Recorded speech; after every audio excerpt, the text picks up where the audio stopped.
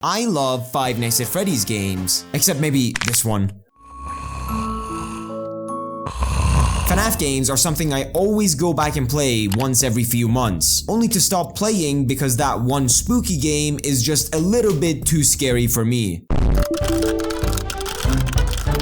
All the FNAF games are completely unique in their own way. The only problem is that they're not really, well, replayable. Sure, maybe you come back to these games once in a while, but at the end of the day, they're a one done and deal. They're all very linear games with not much variety going on. One developer had the same thing in mind and thought to itself, what if a FNAF fan game was FNAF, but a roguelike?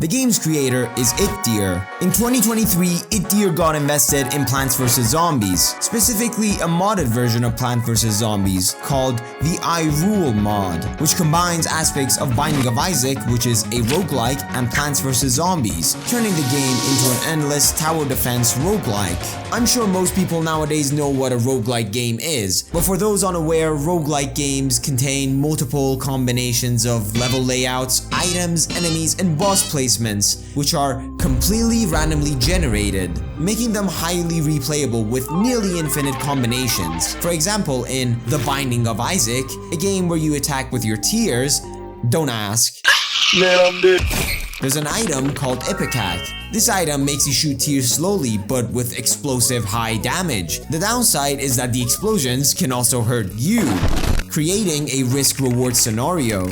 However, if you acquire the Pyromaniac item, which heals you from explosions, you eliminate the downside, turning a disadvantage into an advantage. Or in other words, a synergy. And this is just one example of the hundreds of items inside this game, which illustrates why roguelikes are so replayable and addictive. itdeer loved the idea of roguelikes and made it wonder what other games could be combined with the roguelike genre. And since at the time it was also interested in Five Nights at Freddy's games, it thought, why not combine them?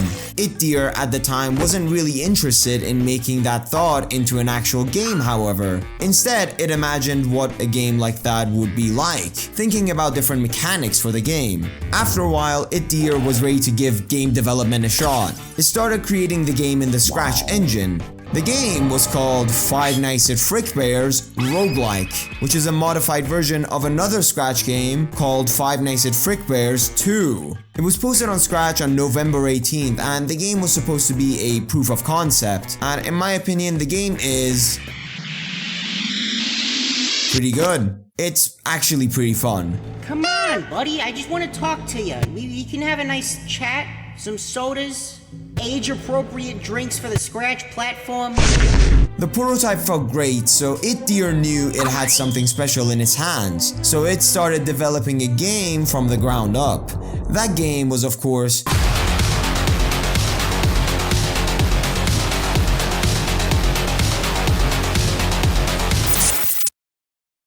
Too Many Nights is the new FNAF fan game that I'm overly obsessed about. The game basically makes changes to the already existing Five Nights at Freddy's formula. In Too Many Nights, there are two main game modes available at the moment, New Game and Sandbox. Sandbox mode is basically the custom night, letting you customize everything in the night from power-ups to penalties and the animatronics. But let's ignore that and focus on the New Game for now.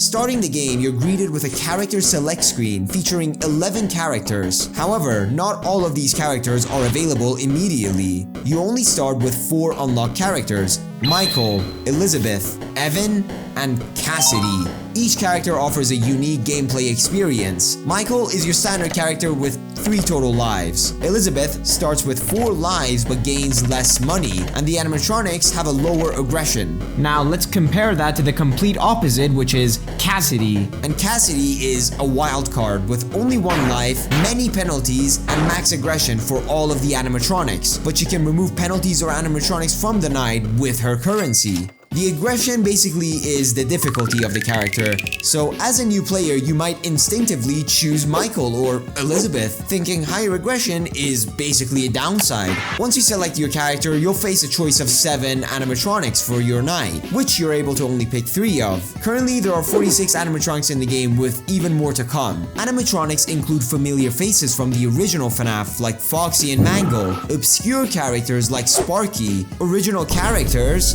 and even guest characters from other FNAF fan games. So for example, let's say you choose Foxy, who behaves exactly like FNAF 1, and Entity 12, who must be stopped by being observed on cameras. If you don't do that, he'll harass you in your office for the entire night. And Percy Poodle from Peak, Playtime with Percy, who attempts to break in through your window. Each will add their own unique challenges to your night. And remember, there's 46 unique characters in the game, so there's a fair amount of variety in the game. Each night you have a chance to either get a penalty or a shop, with the former being more common by default. Penalties either give you slight inconveniences, all the way to, oh my god, what the fuck, I'm unable to play the game, GG easy.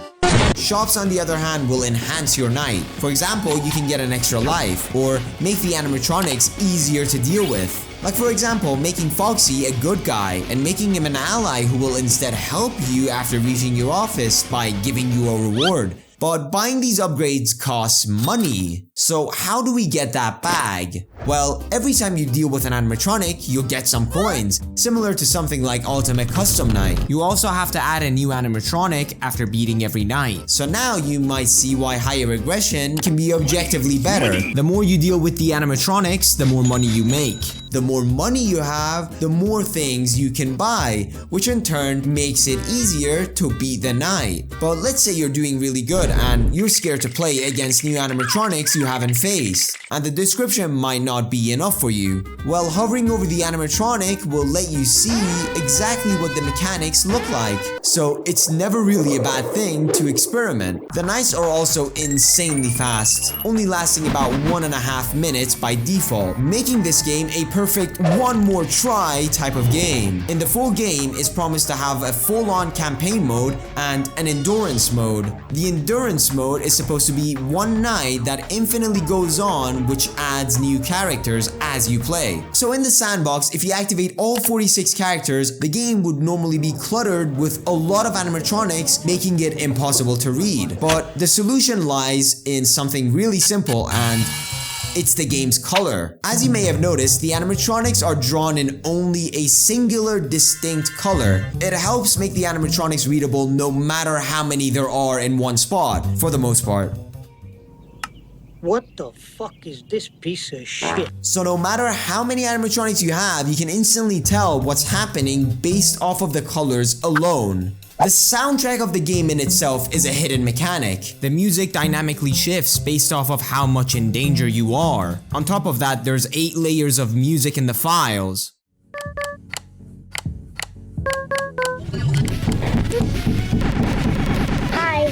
Think of it as FNAF 2 or FNAF 3, but way better and more polished. They even recently announced that you'll be able to add your own music to the game, which sounds pretty epic. Some of the characters even change the soundtrack of the night. For example, Cassidy always has breakcore drums in her music. Oh, and did I mention there's a character that changes the entire mechanic of the game? A character that enables you to basically play Playtime with Percy. Like, how crazy is that? But as good as the game is, and as much as I'm glazing it, no game is flawless, and this game is no exception. As a starter, the game is missing a pause menu, a continue button, and a restart or quit button or keybind. There is one in the sandbox mode, but why not in the actual game? You know, sometimes you want to stop playing the game and reset your run. Maybe after basically soft-locking your night because of the choices you made. Oh god, fuck!